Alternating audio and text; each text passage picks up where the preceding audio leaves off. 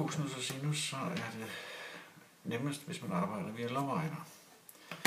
Men der er mange forskellige slags lommeregnere. En lommeregner som den her er sikkert ganske fortrinlig, men den er bare ikke god nok til 10. klasse niveau, for der er hverken sinus eller cosinus på. Så er der en model som den her. Den har alle de funktioner, man kan ønske sig. Der er lige en ting, man skal passe på, det er, at der heroppe i hjørnet står DEG for degrees. Der er desværre en mulighed for, at man også kan vælge noget, der hedder radianer. For eksempel der og der. Man skal være sikker på, at den står i DEG. Det gør den nu. Så er det ret nemt at arbejde med. Hvis man for eksempel skal tage cosinus til en vinkel, vi siger cosinus til 55 grader, parentes slut, og så får man resultatet direkte. Tilsvarende kan man få sinus, parentes til 45 grader, ændre, og man får resultatet direkte. Den kan også arbejde baglæns, hvis man for eksempel skal finde ud af, hvilken vinkel giver cosinus til 0,7, så skal vi trykke på second, cosinus i minus første til 0,7, og resultatet er, det er en vinkel på 45 grader. Fortrinlig arbejdsredskab. Endelig har vi det sidste. Det er sådan en som den her.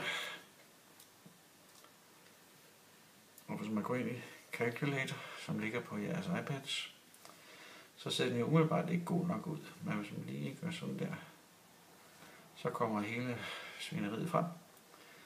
Og der kan man se, der står også noget med RAD, hvor vi gerne skulle have den til at stå til DEG. Man trykker bare der. Så står der DEG, og så arbejder den normalt. Altså kan vi sige, at vi skal have cosinus til 60 grader, 0,5. Vi kunne også vælge at sige, skal vi clear, vi skal have sinus til 95 grader. Den har vi der.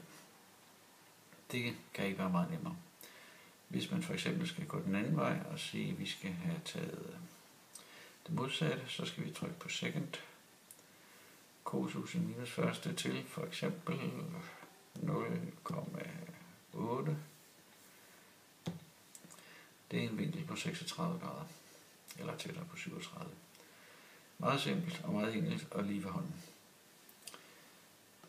Og hvis man for eksempel skal løse en opgave som denne her, vi skal finde C, så finder man en formel, der siger, jamen det gør man ved at sige A divideret med sinus til A. Og det vil sige, hvis den er 7 cm, og den er 34 grader, skal vi bare sige 7 divideret med sinus til 34. Jamen det kan vi gå direkte ind og sige, vi siger, først clearer vi lige 7 divideret med sinus til 34. Resultatet er 12,5. Det eneste problem med det her, det er, at man får en frygtelig masse decimaler med.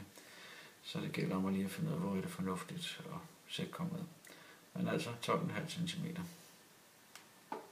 Og svært kan det være.